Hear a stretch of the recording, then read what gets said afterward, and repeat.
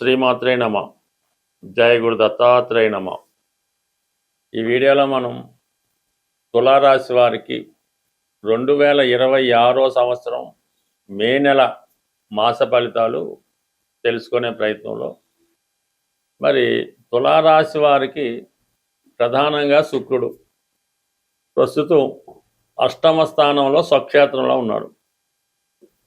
ఇది ఈ రాశిలో ఉన్నటువంటి సెలబ్రిటీలు కానీ, సినిమా టీవీ మీడియా రంగంలో ఉన్న వాళ్ళకి, రాజకీయ రంగంలో ఉన్న వాళ్ళకి చాలా గొప్ప గుర్తింపు రావడం జరుగుతూ ఉంటుంది. అంటే మీరు ఏ ప్రయత్నం చేయనివ్వండి, అందులో మీకు కంపల్సరీగా ఆ ప్రయత్నం పూర్తి అవుతుంటుంది. ఇది వివాహానికి సంబంధించింది కానీ, ఏదైనా ఒక స్థిరాస్తి వ్యవహారాలు, ముఖ్యంగా మీరు ఏదైనా ఒక పెద్ద మొత్తంలో రుణం కోసం ప్రయత్నం చేస్తున్నా, అంటే బ్యాంకు రుణం అనుకుందాం, వారికి ఇది చాలా సహకరిస్తూ ఉంటుంది. అంటే మీరు ఒక వ్యాపార రంగంలో ఉండి మీ వ్యాపార అభివృద్ధికో, అంటే ఇందులో ఒక సినిమా తీయడానికో, టీవీ సీరియల్ తీయడానికో మీరు తగినటువంటి ధనం కోసం అన్వేషిస్తుంటే ఈ సమయంలో మీకు ఆ ధనం లభించే అవకాశం ఉంది. కనీసం ప్రామిస్ అయినా రావడం జరుగుతుంటుంది. ప్రధానంగా ఈ రాశిలో ఉన్నటువంటి స్త్రీలకి గొప్ప గుర్తింపు, ప్రాధాన్యత లభిస్తూ ఉంటుంది. అలాగే మీ యొక్క ఆర్థిక విషయాల్లో సంపాదన పెరుగుతుంది. మీరు చేస్తున్నటువంటి ఉద్యోగంలో అభివృద్ధి అన్నది ఖచ్చితంగా రావడం జరుగుతుంది. ఇదంతా మీకు మే 14 వరకు మాత్రమే ఉంటుంది. మే 14 తర్వాత మళ్ళా శుక్రుడు భాగ్యస్థానంలో ప్రవేశిస్తాడు. ఇంచుమించుగా నెలాఖర దాకా అనుకుందాం. అక్కడ ఈ 9వ స్థానంలో ఈ గురు శుక్రుల కలయిక చాలా వరకు మీరు ఏదైనా ఒక గొప్ప ఆధ్యాత్మిక కేంద్రాన్ని కానీ, ఒక పుణ్యక్షేత్రాన్ని కానీ దర్శించే భాగ్యం కలుగుతుంది. ప్రధానంగా మీరు విదేశంలో, దూర ప్రాంతంలో ఉన్నత విద్య కొరకు ప్రయత్నం చేస్తున్నాం, అక్కడ ఏమైనా మీరు వివాహ సంబంధాలు వెతుకుతున్నా అవి ఈ సమయంలో లభించే అవకాశం ఉంది. ఇక ప్రధానంగా విద్యార్థులు ఏదైనా ఉన్నత విద్య కొరకు విదేశ ప్రయత్నాలు చేస్తుంటే కంప్లీట్గా మీకు ఒక మంచి యూనివర్సిటీలో సీట్ రావడం, దానికి తగు విధంగా ఫండ్స్ సమకూరడం కూడా జరిగే అవకాశం ఉంది. మొత్తం మీద తులారాశి వారికి ఈ మే 14 తర్వాత చాలా గొప్ప గుర్తింపు, ప్రాధాన్యత లభించే అవకాశం ఉన్నది. ఇక మనకి సప్తమ స్థానంలో పరిశీలించినప్పుడు లాభాధిపతిగా ఉన్నటువంటి రవి, భాగ్యాధిపతి బుధుడు సప్తమ స్థానంలో ఈ బుధాదిత్య యోగ ప్రభావం వల్ల వ్యాపార విస్తరణకి చాలా అవకాశాలు వస్తాయి.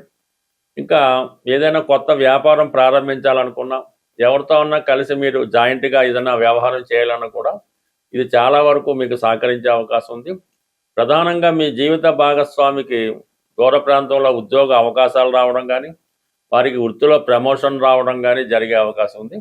మొత్తం మీద ఏంటంటే సప్తమ భావ ఫలితాలు కూడా మీకు అనుకూలంగా రావడం, ప్రధానంగా వివాహ ప్రయత్నాలు రావడం వల్ల ఏదైనా ఒక అధికార హోదా కలిగి ఉండి ఉద్యోగం చేస్తున్నటువంటి, మంచి రాజకీయ బ్యాక్గ్రౌండ్ కలిగినటువంటి జీవిత భాగస్వామి మీకు లభించే అవకాశం ఉండదు. ఇవి కూడా మనకి ఇంచుమించుగా మే 15 వరకు ఉంటాయి. మే 14-15లో బుధుడు అష్టమ స్థానంలోకి రావడం జరుగుతూ ఉంటుంది. బుధుడు అష్టమంలోకి వచ్చినప్పుడు ఇది పరిశోధనా రంగంలో ఉన్న వాళ్ళకి, వ్యాపార రంగంలో ఉన్న వాళ్ళకి నిగూఢంగా కొన్ని రహస్యాలు తెలుస్తూ ఉంటాయి. వ్యాపారంలో మెలకువలు తెలుసుకుంటారు. అలాగే ఆర్థిక పరంగా కూడా చాలా వరకు మీకు కంటిన్యూటీ కనబడుతుందన్నమాట. ఆగస్ట్, ఏప్రిల్, మే 14 వరకు శుక్రుడు, దాని తర్వాత బుధుడు, ఈ శుభగ్రహాలు అష్టమ స్థాన ప్రవేశంతో ఈ రుణ ప్రయత్నాలు చాలా వరకు ఫలిస్తూ ఉంటాయి. అలాగే రవి కూడా ప్రస్తుతం మీకు అష్టమ స్థానంలోకి వచ్చినప్పుడు ప్రభుత్వ అధికారుల వల్ల కొన్ని ఇబ్బందులు ఎదురవుతూ ఉంటాయి. అలాగే రాజకీయ నాయకులు మిమ్మల్ని ఇబ్బంది పెట్టే ప్రయత్నం చేస్తారు. ఉద్యోగులు ప్రధానంగా అధికారుల వల్ల చికాకులని, నష్టాలను ఎదుర్కోవడం జరుగుతుంటుంది. ఒక విధమైన ఇబ్బందులు మాత్రం అధికారుల నుంచి రావడం జరుగుతుంటుంది. కొన్ని రోజుల పాటు మరి అధికారులను ప్రసన్నం చేసుకునే ప్రయత్నం చేయడం మంచిది. బట్ ఏదైనా కొన్ని అనుకున్న విషయాలు తారుమారయ్యే అవకాశం ఉంది. ఏదో ఒక లైసెన్స్ కోసం, ఒక కోర్టు తీర్పు కోసం మనం ఎదురు చూస్తుంటే అది సడన్గా వాయిదా పడడం కానీ, ఇతరులకు అనుకూలంగా మారడం కానీ జరిగే అవకాశం ఉంది. అలాగే ఆరోగ్య సంబంధించిన విషయాల్లో కూడా ఈ జాతకులు ఈ మే 15వ తారీఖు నుంచి ఒక నెల రోజుల పాటు ఈ అష్టమ స్థానంలో రవిగ్రహ సంచార ఫలితం జాతకుల్ని కొంతవరకు పెద్దవారి ద్వారా అవమానాలని, ఇబ్బందుల్ని రావడం, సడన్గా అనారోగ్య సమస్యలు ఎదుర్కోవడం, ఇటువంటివన్నీ జరిగే అవకాశం ఉంది. బట్ ఏదైనా ఈ విషయంలో మీరు కంప్లీట్గా రవిగ్రహ అనుగ్రహం కోసం తగు విధంగా పరిహారం చేసుకోవాల్సి ఉంటుంది. జాస్తిగా మీకు శుక్రుడు ఈ నెలంతా కూడా లాభస్థానంలో ఉండడం వలన నిరుద్యోగులకి ఉపాధి అవకాశాలు లభిస్తాయి. పంచమంలో ఉన్నటువంటి రాహు ఈ స్పెక్యులేషన్, పేకాట, జోదానికి 100% దూరంగా ఉంటేనే మంచిది. మనం ప్రతి నెల ఏదో పరిహారం తెలుసుకునే ప్రయత్నంలో ఎవరైతే తీవ్రమైనటువంటి ఆర్థిక ఇబ్బందుల్లో ఉన్నవాళ్ళు ఈ రెమెడీ అన్నది ప్రతి మంగళవారం చేయవలసి ఉంటుంది.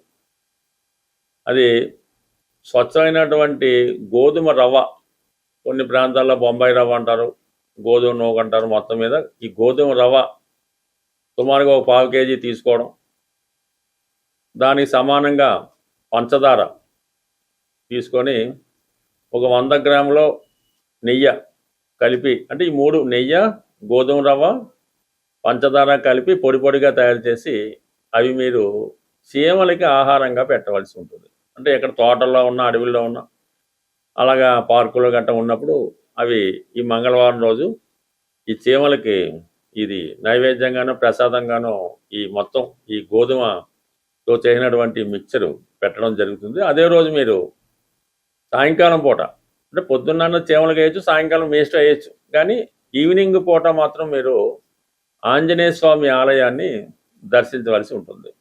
దర్శించి స్వామివారికి 6 సంఖ్య కలిగినగా 6 లడ్లు ఇవ్వచ్చు, 6 గులాబీ పువ్వులు ఇవ్వచ్చు, లేదంటే డ్రై ఫ్రూట్స్ లాంటివి ఏమైనా ఈ ఎండు ఖర్జూరం లాంటిది ఇవ్వచ్చు. అది స్వామివారికి అక్కడ ప్రసాదంగా ఇచ్చి అక్కడ కొంచెంసేపు కూర్చొని ఏదో హనుమాన్ చాలీసా ఏదో చదువుకోవడం. అంటే ఈ విధంగా ఒక 6 వారాల పాటు మీరు చేయవలసి ఉంటుంది. అయితే ప్రతి వారం కూడా మీ ఇంప్రూవ్మెంట్ అన్నది కనబడుతుంటుంది. అంటే మనం ఏ రెమెడీ అయినా సరే మొక్కుబడిగా చేస్తే మాత్రం జరగదు. రెమెడీ కూడా ఎవరికి వాళ్ళే చేసుకోవాలి తప్ప మీ తరపున ఏదో డబ్బులు ఇచ్చి చేపించేయడం వల్ల కూడా ఏ విధమైన ఉపయోగం అయితే ఉండదు. అందువల్ల ఏంటంటే మీరు శ్రద్ధతో, నమ్మకంతో ఈ పరిహారం చేయడం వల్ల కంప్లీట్గా మీ యొక్క ఆర్థిక సమస్యలు ఒక 6 వారాల్లో తీరిపోవడం జరుగుతూ ఉంటుంది. ఇదే విధంగా తీవ్రమైన అనారోగ్య సమస్యలతో ఇబ్బంది పడుతూ ఉంటారు.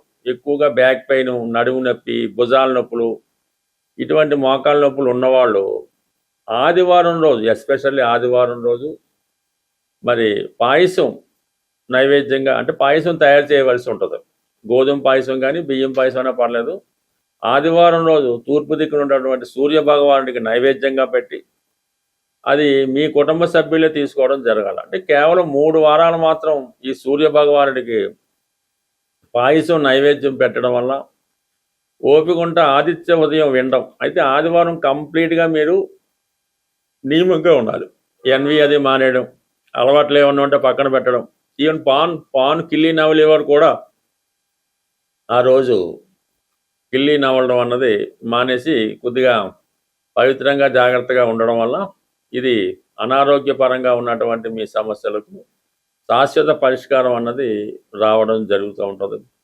అలాగే ఇప్పుడు ఈ ఇంకా మీకు బెటర్గా కావాలంటే ఇప్పుడు ఈ ఆదివారం రోజు కానీ ఈ ఇందాక చెప్పిన మంగళవారం రోజు కానీ గోవుకి గోశాల దర్శించి, అంటే గోశాలలో మీరు కొంత సేవ చేయవలసి ఉంటుందన్నమాట.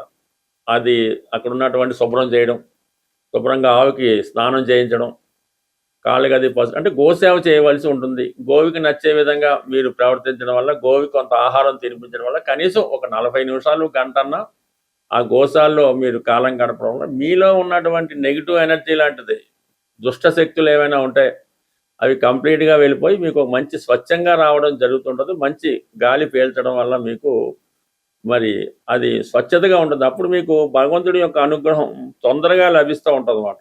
ఇది అంటే మిమ్మల్ని మీరు శుద్ధి చేసుకోవడం వల్ల భగవంతుడి యొక్క అనుగ్రహానికి తొందరగా రావడం, శుభగ్రహాలు మీకు అనుకూలంగా పనిచేయడం, దుష్టగ్రహాలు మీకు వ్యతిరేకంగా దూరంగా వెళ్ళడం, ఇవన్నీ జరిగే సూచనలు ఉంటాయి. కాబట్టి కంప్లీట్గా నమ్మకంతో ఈ రెమెడీ, ఇవన్నీ కూడా సూర్యుడికి సంబంధించినవే, కానీ సూర్యుడే ధనాన్ని ఇవ్వగలడు, సూర్యుడు మాత్రమే ధనం ఇవ్వగలడు. అందువల్ల ఏంటంటే మీరు ఈ విధంగా చిన్నపాటి రెమెడీ నమ్మకంతో చేసుకుంటే కంప్లీట్గా మీ యొక్క సమస్యలకి పరిష్కారం దొరుకుతుంది. స్వస్తి.